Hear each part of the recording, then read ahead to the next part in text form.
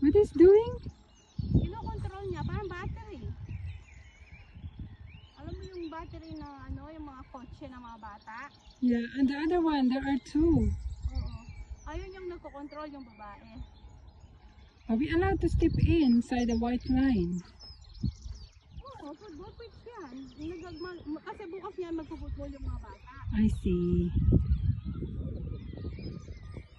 So this is how high-tech here. Ang cute. Ang cute. Akala ko may taong nakaupo. It's empty. Kino-control ng babae yung hiling doon yung ano niya, yung bus niya. Ay, hiling doon yung pick-up niya. Well, how did she know? Because she's just in the other corner. Pero bakit straight na straight talaga? Siyempre, robot, ano na. Paano niya nakita yan lahat? Ayun no, may ano siya, may pad. Tingnan mo siya, yun sa hiling doon, ano. I see. Meron siyang ano, Pero dalawa ha? iPad. Tapos yung iPad niya, Tingnan mo yung isa, ang ano, dalawa. There are two working, unmanned working machine. So that's the other one here.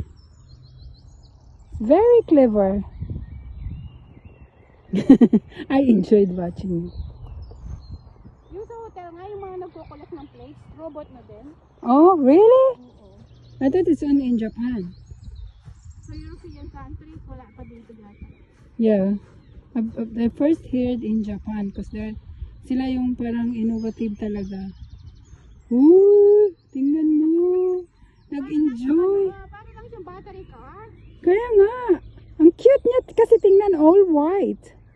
Kino-control ng ano ng babae. Pero paano niya nakinontrol dalawa?